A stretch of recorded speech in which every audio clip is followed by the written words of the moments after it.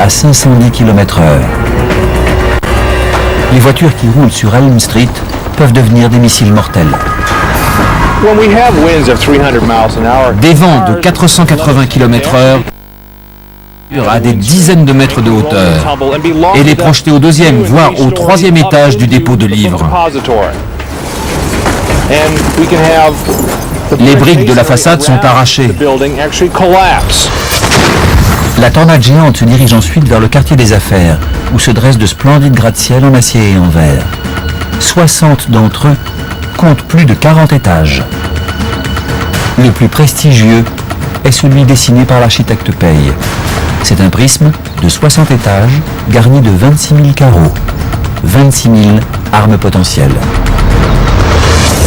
Si une tornade F5 frappe le centre-ville de Dallas, il y aura du verre qui volera partout. Les gratte-ciels ressembleront à des coquilles vides.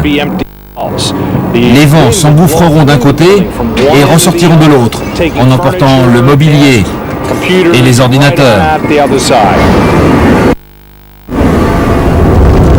Les imposantes structures faites de poutres en acier sont suffisamment solides pour résister à n'importe quelle tornade.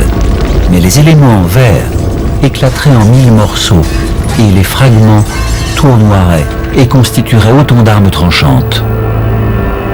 C'est une variation qui vise les arbres à la campagne. Le tronc et les branches restent en place, mais il n'y a plus aucune feuille.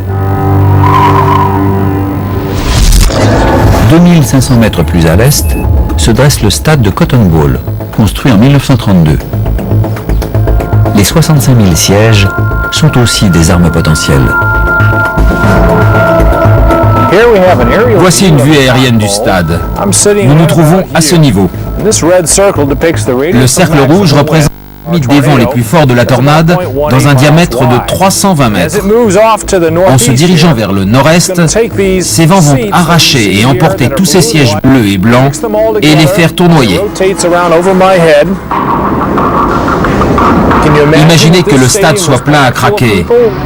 Le tableau des marques à droite prendrait le vent de côté et s'écroulerait vers la gauche. La tourelle des commentateurs s'écraserait au beau milieu des gradins. La bonne nouvelle, c'est que le stade est construit en béton armé. La structure ne bougerait pas. La mauvaise, c'est que tous ceux qui n'auront pas le temps de se mettre à l'abri sous les tribunes seront en danger de mort. C'est une de mes principales craintes. Si une grosse tornade déferle sur un équipement comme celui-ci, un stade ou un lieu très fréquenté, beaucoup de gens seront blessés ou tués.